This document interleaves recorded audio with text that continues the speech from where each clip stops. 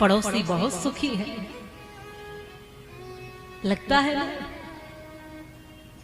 जिसके पास बड़ा मकान है वो सुखी होगा, गाड़ी है वो सुखी होगा, पदवी है वो सुखी, ऐसा ही मानते आप। सुख उन साधनों में मान बैठे हो, इसलिए ऐसा लगता है। इसलिए प्रत्येक व्यक्ति उन्हीं के पीछे भागता है, वो मिल जाएगा तो सुखी हो जाऊंगा, ऐसा ही है। एक भी सुखी नहीं है। पूछा व्यक्ति से क्यों दुखी हो, उसने कहा कि विवाह नहीं हो रहा इसलिए दुखी हूं, शादी नहीं हो रही, विवाह नहीं हो रहा इसलिए दुखी हूं। विवाह हो जाएगा तो सुखी हो जाओगे, हाँ हाँ हो जाऊंगा, फिर क्या दुख है। विवाह हो गया, विवाह के बाद देखा तो और भी दुखी हो गया, अब क्यों दुखी हो। वही व्यक्ति कहता है शादी हुई है जब से आंसू बहा रहा हूं, आफत गले पड़ी है उसको निभा रहा हूं। जो कहता था कि इसलिए दुखी हूं कि विवाह नहीं हुआ, विवाह होने के बाद भी वो व्यक्ति दुखी ही है। फिर सोचता है कि इसलिए दुखी हूं कि संतानें नहीं है, कभी संतान के लिए दुखी होता है, संतान हो भी गई तो कभी संतान की वजह से दुखी होता है। अब क्यों दुखी हो, अब तो संतानें हैं। बोले संतानें तो हैं पर ऐसी संतानें हैं इनके कारण दुखी हो। अब क्या करना चाहते हो, सब छोड़कर सन्यासी हो जाना चाहता हूं, चले जाना चाहता हूं। सुख सन्यास में, गृहस्थ में, वानप्रस्थ में या ब्रह्मचर्य में नहीं है। सुख किसी स्थान में नहीं है, सुख किसी पद में नहीं है, सुख किसी साधन में नहीं है। तुम पूरे जीवन भटकते रहना फिर भी नहीं मिलेगा, कुछ न कुछ हमेशा कमी रहेगी और तुम दुखी होते रहोगे। अगर सुख ढूंढने जाओगे तो तुम्हारे भीतर मिलेगा, और सुख ही नहीं परम आनंद प्राप्त होगा। जैसे मृग पूरी दुनिया में कस्तूरी को ढूंढता है पर उसकी नाभि में ही छुपी है, ये बोध उसको नहीं होता। वैसे सुख के लिए हम सब जगह भटकते हैं, लेकिन हमारे भीतर ही सुख का, आनंद का भंडारा है, खजाना है, बस ये नहीं देख पाते। एक करोड़पति भी दुखी है और एक बिल्कुल खाली फकीर जिसके पास ठीक से सर ढकने को कुटिया भी नहीं है, वो हंस के मुस्कुरा रहा है, सुखी है। कारण क्या है? कारण यह है कि उसने अपने सुख का, आनंद का स्रोत ढूंढ लिया है। यहाँ बड़े बड़े धनाढ्य भी होंगे, बड़े बड़े क्षेत्र में आगे आने वाले लोग होंगे, लेकिन कोई व्यक्ति हाथ इसलिए नहीं खड़ा कर पाया क्योंकि वो भी जानते हैं कि सुख साधनों में नहीं है, सुख है हरि के नाम में, सुख है भगवान की कथा में, आनंद है भगवान की चर्चा में। जितनी देर आप यहाँ बैठोगे, कुछ हो न हो, अभाव हो, चाहे कैसी भी स्थिति हो, उतनी देर ये कथा आपके मानो घाव पर मरहम लगाती रहेगी, उतनी देर ये आपको शांति देती रहेगी। सुख भगवान के नाम में है, इसलिए कहा कि जो भगवान के सहारे है वो सुखी है, फिर चाहे कहीं पर भी। जो जानता है कि सब देने वाला, सब करने वाला, सब कुछ देने वाला परमात्मा है। सुखी कौन है? जो संतुष्टि है, जो संतोषी है। गज धन, गौधन, वाज धन और रतन धन खान, और जब आवे संतोष धन तो सब धन धूल समान। किसी के पास संतुष्टि नहीं है।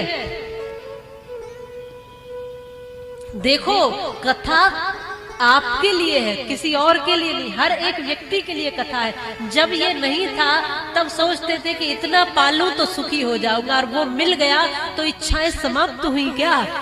उससे भी आगे बढ़ते चले गए, कुछ और भी है, कुछ और भी है, कुछ और भी है, और आप हमेशा विचलित रहे।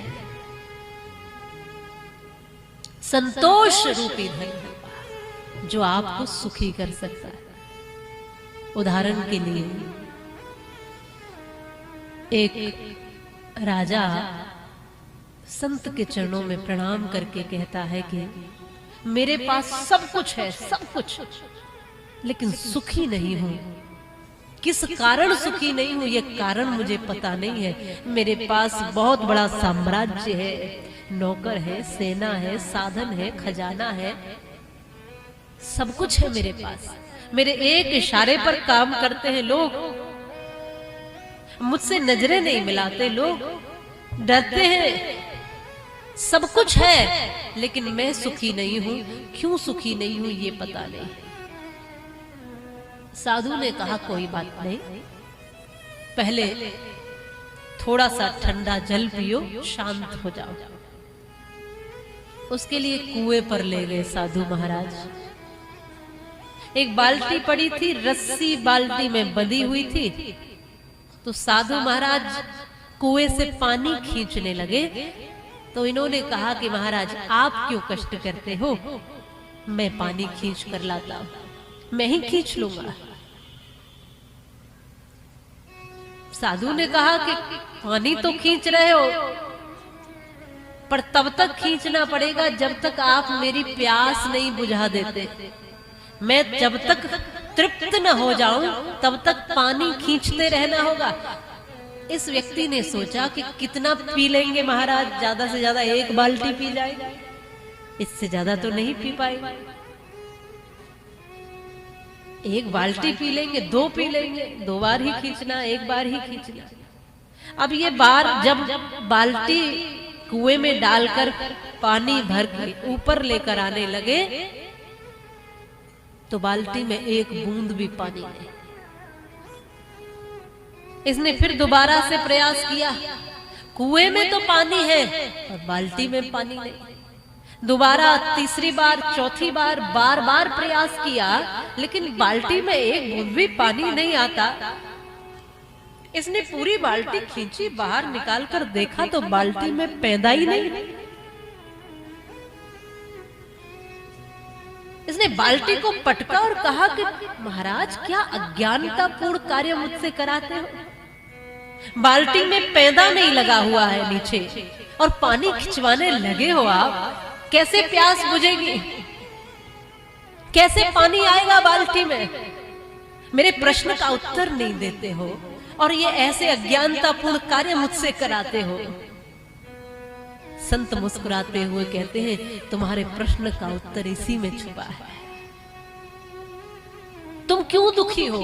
तुम इसीलिए दुखी हो कि जब तक सुखी हो भी नहीं पाओगे, जब तक तुम्हारी तृष्णा रूपी बाल्टी में संतोष रूपी पैदा नहीं लगा दोगे, तब तक तुम कभी भी तृप्त नहीं हो पाओगे। मन की तृष्णा कभी समाप्त नहीं होती। माया मरी न मन मरा, मर मर गए शरीर, आशा तृष्णा ना मरी, कह गए संत कबीर। हम सब इसलिए दुखी हैं क्योंकि हमारी तृष्णाएं कभी समाप्त नहीं होती, इच्छाएं कभी समाप्त नहीं होती। जो मिल जाता है वो कम ही पड़ जाता है और फिर नई नई इच्छाएं, नई नई तृष्णाएं हम पैदा कर लेते हैं और पूरे जीवन बस इसी चक्र में फंसे रह जाते हैं।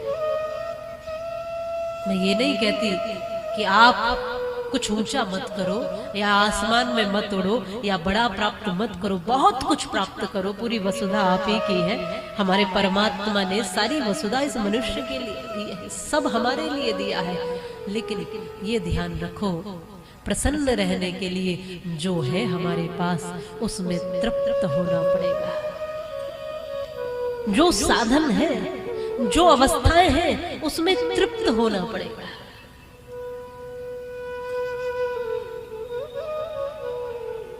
तुम दुखी होने के कारण ढूंढते हो, आज से कुछ दृष्टि बदलो, सुखी होने के कारण ढूंढो।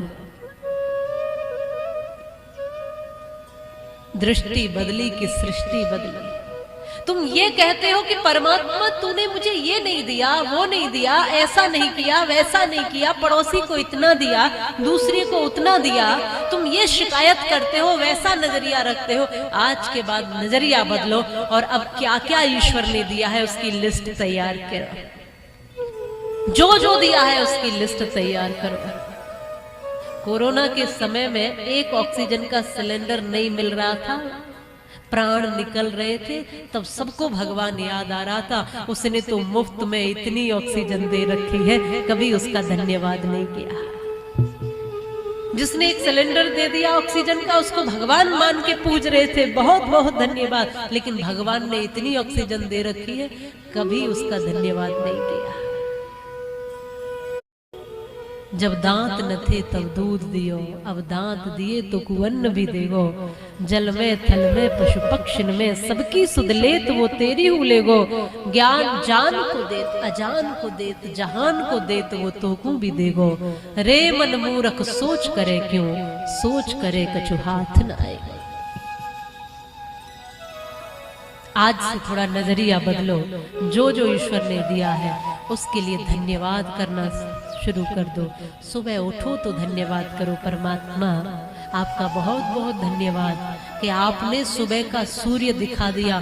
कितने ऐसे लोग हैं जो रात को जगे ही नहीं, सोए तो थे पर सुबह उठ नहीं पाए। हे प्रभु, मेरे प्राण तूने बचाए, सुबह का सूरज दिखाया इसलिए धन्यवाद। इस धरती पर रहते हो इसलिए धरती का धन्यवाद करो।